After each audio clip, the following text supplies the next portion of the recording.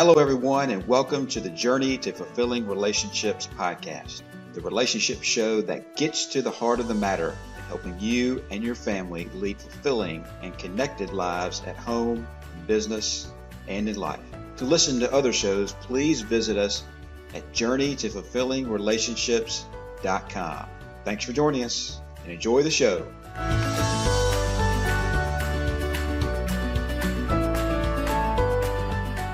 And welcome to the Journey to Fulfilling Relationships podcast, the show that gets to the heart of the matter and helping you and your family lead fulfilling and connected lives at home, in business, and in life. I'm your host, Tagg. I'm a servant leader, empowerment coach, consultant, and speaker. You can visit me at forgiveandfindpeace.com and theevolvingheart.com. Our guest today is Amberly Lago. Now, Amberly is the author of True Grit and Grace, where she shares her story of how her life was forever altered by a devastating motorcycle accident and the victory she discovered through her recovery. She inspires all to thrive and deliver hope to others who suffer from chronic pain. We're going to talk about that devastating motorcycle accident and how that's affected her relationships. And Amberly, we're so glad that you're joining us today. How are you? Hey, Taylor. I'm happy to be here. Thank you. Well, we're glad to have you, and we want to get into your story because it's an amazing story of tragedy to triumph. But give us a little bit of background about what happened with that motorcycle accident and kind of what happened as a result. Okay. Yeah, I was coming home from work. I'm a personal fitness trainer, and I had just finished training about 6 clients, and it was a beautiful California day, perfect day to be on my motorcycle and a long weekend. So I was on my way home to meet my husband. And, riding a motorcycle, you really drive defensively. And, you're looking out for the other person to make sure they see you. And I was on Ventura Boulevard and I saw a guy in a driveway and I thought he saw me. But before I could do anything, I thought, oh, he doesn't see me. And all I had time to do was let go of my clutch and try to jump off my bike. Well, he T-boned me. I was thrown about 30 feet. And as I was sliding down Ventura Boulevard, I was just praying, oh my gosh, please don't let another car hit me, because I couldn't tell what I was sliding into.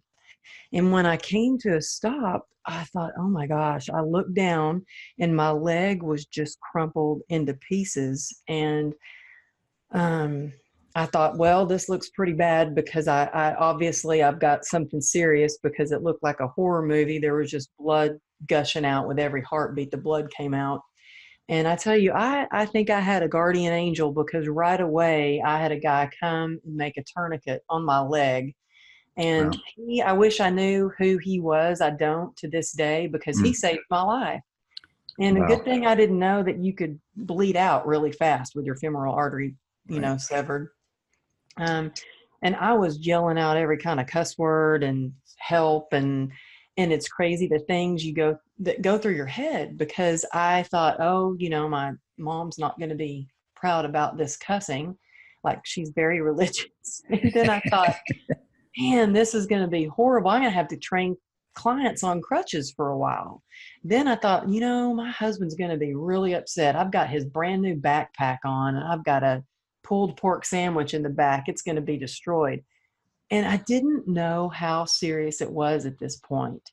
And it wasn't until people started coming over towards me, and they didn't run over to me necessarily. One lady fainted. Like, people would just walk up slowly, and I thought, this is serious. And when I made it to the ER, I had never seen my husband cry, ever. He's a first responder. He's a lieutenant commander with a highway patrol. He's seen everything.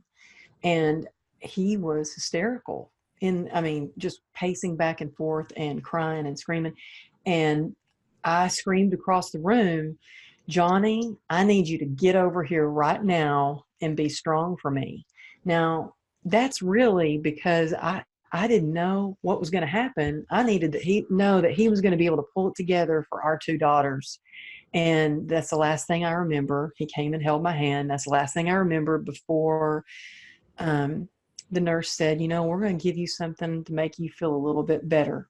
And I was in a coma for almost 2 weeks. And when I woke up, they said the first thing I learned, well, when you're in a coma, you have these tubes going down your throat. The first thing I did was try to rip the tubes out. And they're like, no, don't do that.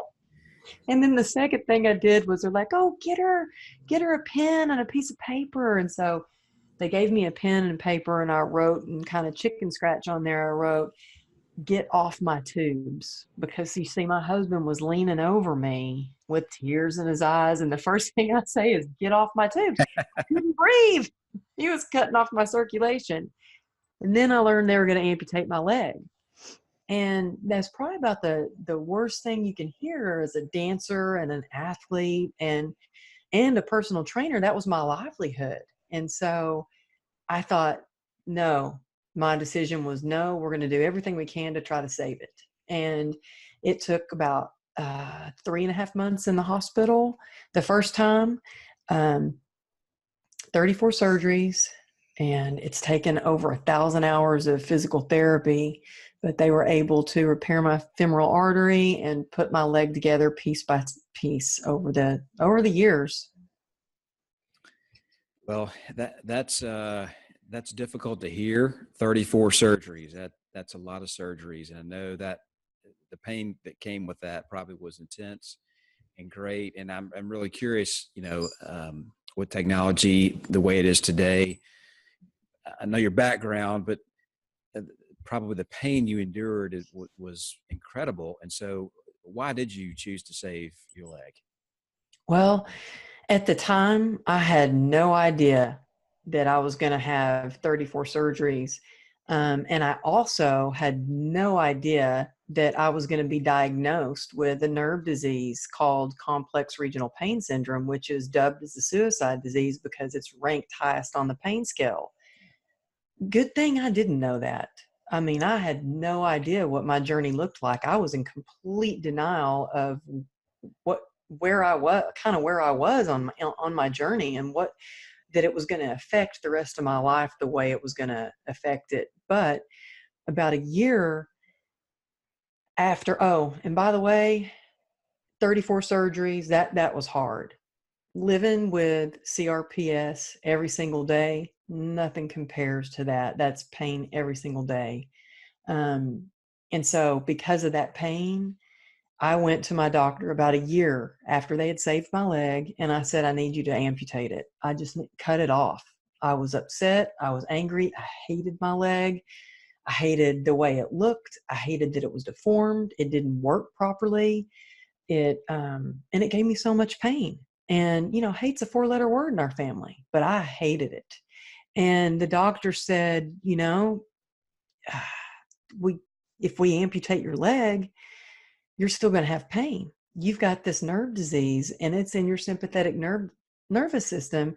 If we amputate, you're still going to feel pain. So I was like, okay, I guess I'll keep it. And it was from that point that I really had to be in acceptance, because, man, I hit a wall. I hit more than a wall. I hit rock bottom. And I got to a place where, almost dying is about as rock bottom as you can get. And it was the first time in my life that I was scared. After my motorcycle accident, I was worried. I wasn't happy about it. I wasn't scared like I was when I ended up being in the hospital again. And it was because I was in denial and not, accepting my reality. Look, I didn't want to accept a life with CRPS. I didn't want to accept that this was a disease that I had. I guess it's probably, I've heard of people that have been diagnosed with diabetes and they don't want to accept it and they continue eating the way they do. They don't take their insulin, and they get sick. That's kind of how I was. I didn't want to accept where I was. I was defiant and stubborn, didn't want to take any medication. And, I tried all kinds of things, from a spinal stimulator to ketamine infusions to Eastern Western medicine, to try to fix this, and nothing was working. And, I'd gone to 3 different doctors because I wanted to find that doctor that would tell me, yeah, those other doctors, they were wrong. You don't have CRPS. But I couldn't find one. And they all said the same thing. You've got it. And let me tell you, I was desperate. And if somebody said they had snake spit that was going to cure my pain and cost $1 million, All over I'd be like, that, right? okay, I'll take it. Pain's a crazy thing, man. It plays with your head. It, it, I was desperate, Yeah. broken mentally, spiritually, and physically. Yeah. A good friend of mine, Tom Cunningham, spent most of his life in chronic pain with rheumatoid arthritis, and I saw him suffer greatly, because of that. And so let me ask you, about that point in time in your life where you were desperate, and anything and everything was what you were looking for. How did that take a toll in your relationships? Probably, especially with your husband and children and close family, because we all go through difficulties in life, but was especially, like you said, you were sitting on the bottom. And so tell me a little bit about, how your relationships were affected because of this. Well, I used to have a big world, a big life, a lot of friends. My husband and I had this lifestyle where we had jet skis and we rode those. We went to the river and rode jet skis every month. He had a Texas chopper. I think that's why I really started dating him, was because of his motorcycle. No, but we rode motorcycles A big together. chopper. We went to that Texas chopper did it for me.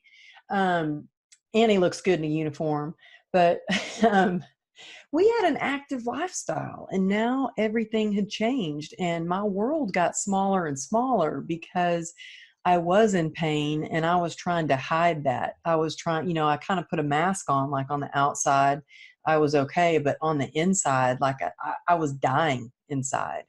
And so it got harder and harder to kind of pull that off. And my world got smaller and smaller.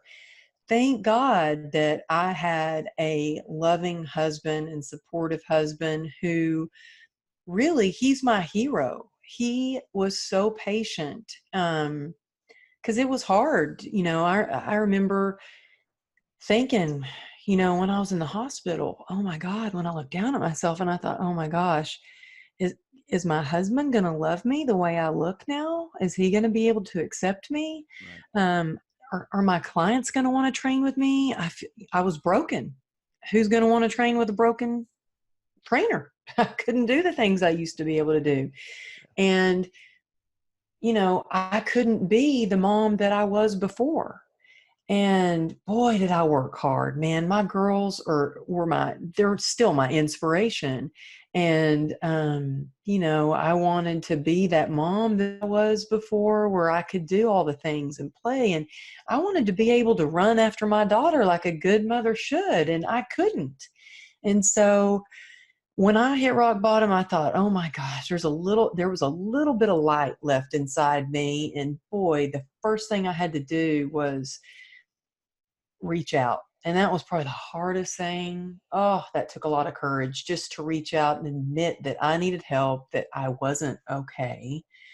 And I had to talk to my husband about it, and talk to a few close friends. And then I started accepting the fact that I had this nerve disease. And, it's not until we accept where we are and who we are, can we do things to make it better.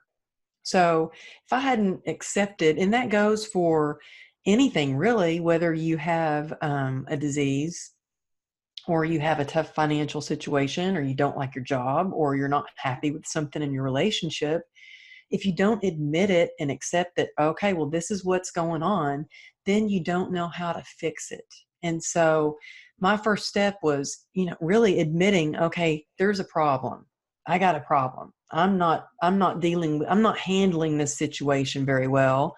I was this, very, stubborn like my grandfather, and, Texas tough. And all of a sudden I needed my husband to carry my bedpan for me. And believe me, he still reminds me all the time that he carried he carried my bedpan for me. In fact, I told him last night, I said, honey, I'm excited. I get to do a podcast tomorrow and it's about relationships. And he goes, oh, relationships. Yeah, you're lucky you have me. I was like, Yeah, yeah, you're it right, reminds honey. you I'm just at the lucky. right time, just when you need it, Yeah. right? Yep. Yeah. Well, Amberly, I know that it, hitting rock bottom was probably a difficult time. And there's a moment where every beautiful story of tragedy turns around into triumph, where life, stops happening to you and begins happening for you. And so, can you share a little bit about that moment where things began to turn around, and maybe you started to change the meaning of this whole situation for yourself? Well, I, I started training clients, and my husband was supportive in everything that I wanted to do. He was worried, of course, but supportive. And when I started training clients, I thought, well, who's going to want to train with me? Like I said, I was broken. And to my surprise, I had my clientele boomed. And it was because they saw how hard that I had worked in the gym. And they saw me going to the gym on crutches, in a wheelchair, on crutches again. And so I became that trainer who trained people that were told or they thought they couldn't do something. I was the trainer who told them, oh, yes, you can.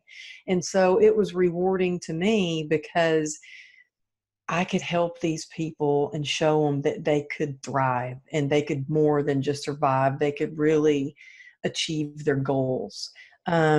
Then I decided, then I was asked to speak to business groups. And I tell you, the first group I was asked to speak to and share my story, because I had talked to some friends and they said, we'd love for you to share your story to our business group. And I said, really? They're like, yeah, I think it'd be very inspiring for them. And I was like, okay. And so it was lawyers, financial advisors, and realtors. I didn't even own a suit. So I had to go out and buy a suit. And I show up and I was so nervous, but to my surprise, people said they came up to me afterwards and they said how I had helped them and shifted their perspective. Or one girl told me that she had just been diagnosed with a disease and the doctor had told her she'd never dance again. And I inspired her to go take a dance class. So by connecting with others, it started to build on my resilience. And then I decided to write my book because by the grace of God, I feel like I was given that gift of hope. And I was so passionate about sharing my story and the tools that I used to get through all these surgeries and this nerve disease diagnosis that I thought, well, if I can help one person overcome a fear, or one person really step into embracing their new normal and having some self-love, then I'm going to be fulfilled. And you know what? It has been the most amazing journey because I've connected with so many people that they hear my story or they read a post that I do on social media and they're like, oh gosh, that's me too. I feel that way. And when you can connect with a tribe of people, man, it's powerful because I feel like, we're strong on our own, but like together we're unstoppable, and I feel like that support system that we create carries us through. Absolutely. And well, that's beautiful to talk, about how, we always say, if I can only just help that one person, then I'm going to be great. But it ends up turning into thousands and maybe even millions before it's over with. So Mm. your story of tragedy to triumph is a beautiful one. And talk a little bit about how the book came to be, True Grit and Grace, and the story of resilience. And tell us a little bit about what we can expect in that book. Oh, well, first of all, as you could clearly see when we started this, I'm not a techie. at all. So thanks for your patience with me. I didn't even own a computer, and I had to buy a computer. My whole life was on the gym floor or on the dance floor or on stage. And so I started writing every single day, and I had no idea that I would actually even include, I journaled in the hospital as a way of kind of coping with my situation and also making a gratitude list to get me through. And I included some of those journal entries in the book, but it's really about, you know, what I went through. And it's not a self-help book per se, but it will. I really wrote it in hopes of shifting people's perspective into believing in themselves a little bit more, and also, just realizing that no matter what, if your circumstances have narrowed your possibilities, that there's still hope, that there is a way, that you never know where that path could lead you. And so I just walk people through all those surgeries, and I go back and forth between growing up in Texas and that grit that I learned as growing up in Texas, and then God's grace that got me through. And I'm just hoping it inspires people and helps them get through. Absolutely. I'm from Memphis, so we've got an NBA team, the Memphis Grizzlies, and our motto is grit and grind. And so No the way. whole town is like grit and grind. That's what we say all the time. Are So you serious? yeah, that's our kind of our motto, our theme I here. So love that. yeah, we're all about grit and grind. So we get it. And your story is an inspiration. And what I really want to know is, relationships wise, I know you went through a tremendous time struggling with your own story and then your relationships. What can you give our listening audience about some tips? Because people that are listening to this podcast are maybe struggling in their own life with their own story, with their own relationships. So what gem or nugget can you give our listening audience about how to progress and how to keep going in their relationship through your inspiration? I think it's so important. Communication is key, but I also think it's important to learn how to do things together in a different way. My husband and I had to learn how to have fun in a completely different way than we did before. Um, we also had to learn to support each other in a different way. And I tell you what has saved us a lot is humor, because, you know, he went with me to every single surgery. He's been by my side. And it got to the point where, going in for surgery, I was going in for an ankle surgery.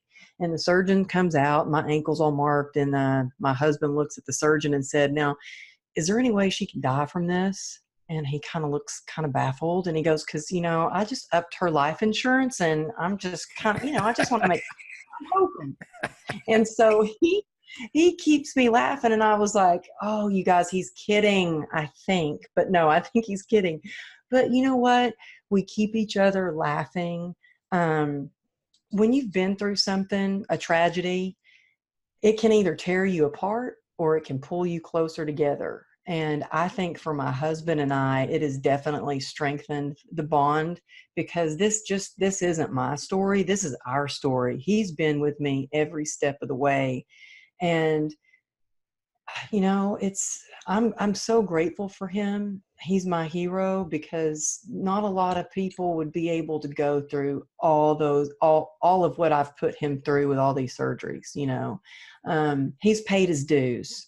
He's definitely Yeah, paid his dues. I have to say 34 surgeries, that's a lot of waiting.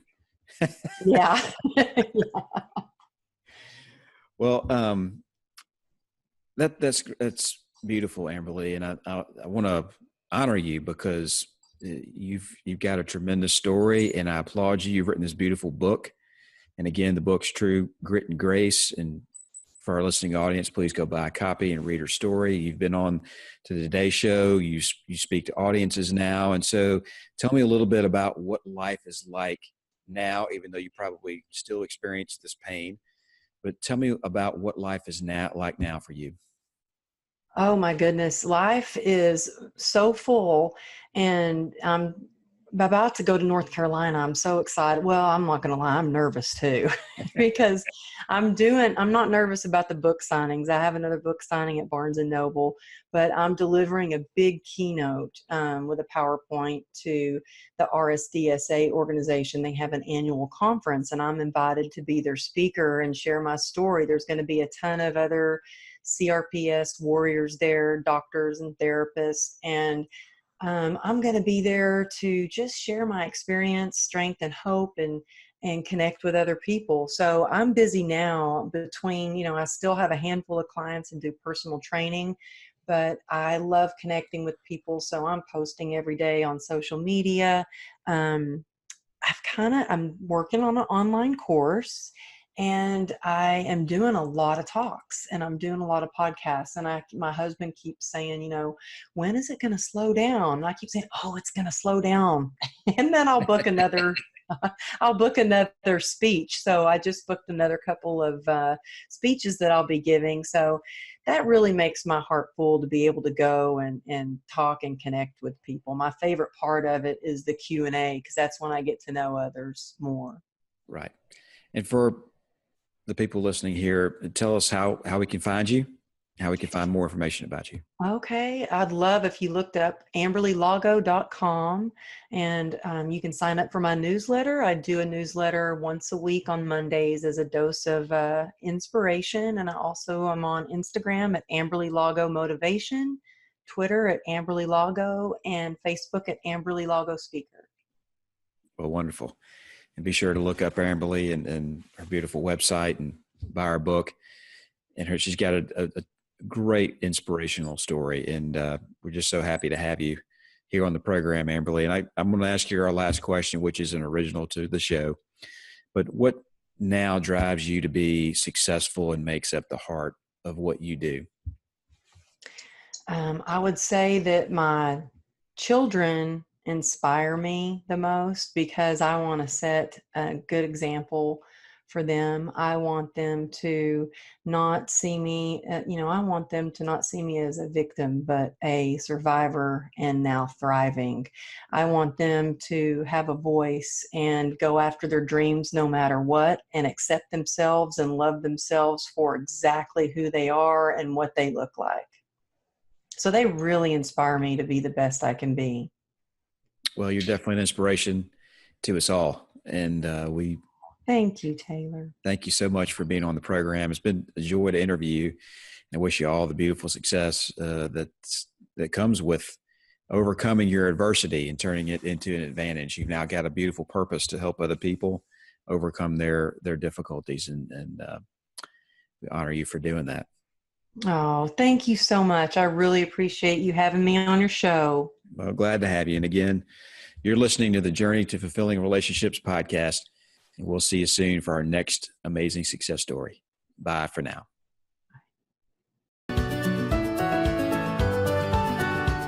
Thank you for listening to this episode of the Journey to Fulfilling Relationships. Please visit us at journeytofulfillingrelationships.com. We'll see you soon for our next amazing story.